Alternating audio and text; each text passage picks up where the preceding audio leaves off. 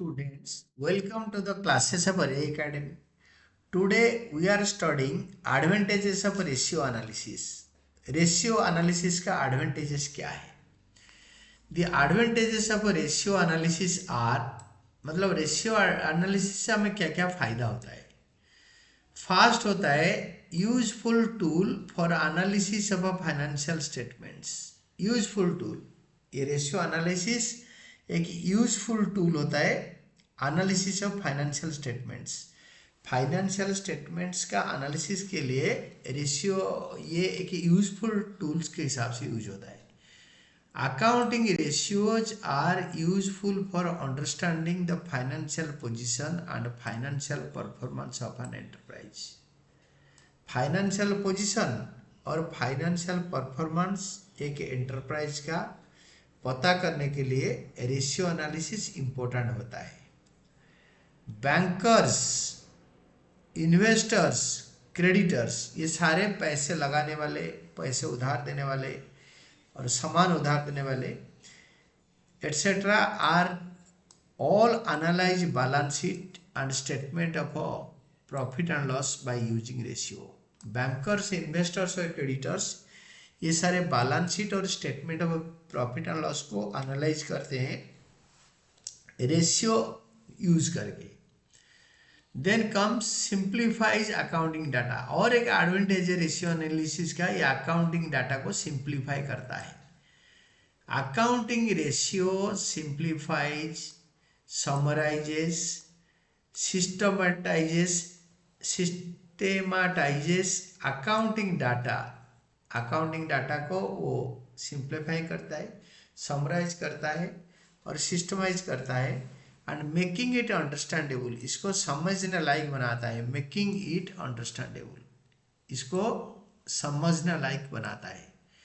It's main contribution lies in communicating precisely the inter relationships which exist between various elements of financial statements.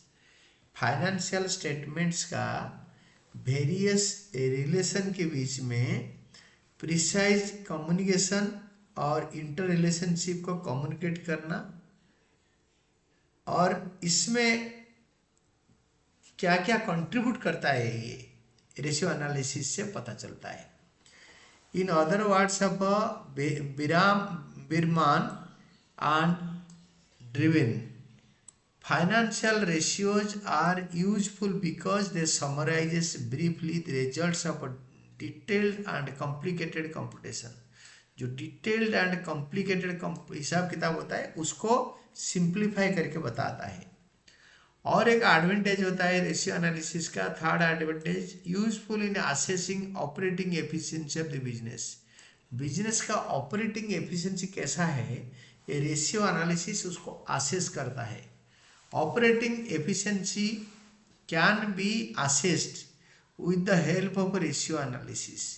Ratio analysis से help करते हुए operating efficiency assess हो सकता है. Activity ratios are aimed to evaluate the performance of enterprise in utilising the resources. Activity ratios क्या aim करता है ना, to evaluate the performance of the enterprise. जो बिजनेस ऑर्गेनाइजेशन का परफॉर्मेंस को इवैल्यूएट करता है इन यूटिलाइजिंग द रेशियोज. ये यूटिलाइजिंग रिसोर्सेज है, रिसोर्सेज को यूटिलाइज करने के लिए जो परफॉर्मेंस चाहिए उस परफॉर्मेंस में एक्टिविटी रेशियो एनालाइज होता है. For example, working capital turnover ratio indicates the relationship between revenue from operations and working capital. Working capital turnover ratio, working capital turnover ratio indicates, वो indicate करता है the relationship between, किस किस के बीच में relationship between revenue from operation and working capital. working capital और revenue from operation के बीच में relationship को ये लोग क्या करते हैं ना, इंडिकेट करता है. Then fourth advantage of ratio analysis is useful for forecasting. Ratio analysis forecasting के लिए यूजफुल होता है. Accounting ratios are helpful in business planning and forecasting. Business में आगे के लिए प्लान करना और फोरकास्ट करने के लिए रेशियो एनालिसिस यूजफुल होता है। The trend of ratio is analyzed and used and used as a guide for future planning. Ratio analysis का the trend of ratio is analysed and used as a guide for future planning. Future planning के लिए analyse करने के लिए और guide के हिसाब से यूज किया जाता है। यूजफुल इन लोकेटिंग वीक एरियाज। बिजनेस में जो वीक एरियाज है, जो लॉस मेकिंग एरियाज है, तो उसको लोकेट कर लेता है ratio analysis. Accounting ratios assist in locating the weak areas of a business even though the overall performance में बी गुड। बिजनेस अगर बहुत अच्छा कर रहा होगा, प्रॉफिटेबिलिटी बढ़िया होगा, बट कई एरियाज में लॉस भी चल रहा होगा, तो अकाउंटिंग रेशियो में उस एरिया पता चल जाता है। The management can then pay attention to the weakness and take remedial actions। ये weakness के लिए attention ले सकता है और remedial action ले सकता है। सिक्स्थ है useful in inter firm and intra firm comparison. ये यूजफुल होता है इंटर फार्म मतलब within the firm, intra firm बाकी फार्म के साथ कंपेरिजन करने के लिए। A farm may compare its performance with that of other farms or with the industry standards in general। दूसरे फार्म या इंडस्ट्री स्टैंडर्ड से कंपेयर कर सकता है।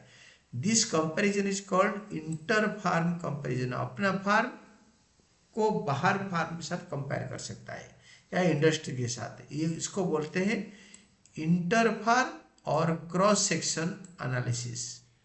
ध्यान से देखो, इंटर फार्म और क्रॉस सेक्शनल मतलब अपने फार्म को दूसरे फार्म के साथ और इंडस्ट्री के साथ कंपेयर करने को बोलते हैं इंटर फार्म और क्रॉस सेक्शनल एनालिसिस। 1 मार्कर के लिए बहुत इंपॉर्टेंट है। And the other one is if the performance is different of different units belonging to the same farm, it is to be compared. It is called intra-farm comparison or time series analysis. Accounting ratios make the comparison simple. So, if the performance of different units belong to the same farm is compared, different unit में last year का इस साल के साथ या एक ही business का production department के साथ मतलब टेक्सटाइल प्रोडक्शन के साथ स्टिचिंग यूनिट के साथ कंपेयर करते हैं, स्टिचिंग यूनिट के साथ कलरिंग यूनिट को कंपेयर कर सकते हैं, तो इसको बोलते हैं इंट्रा फार्म कंपैरिजन या टाइम सीरीज एनालिसिस। तो this was all about the advantages of ratio analysis. Ratio analysis का क्या क्या एडवांटेजेस होता है।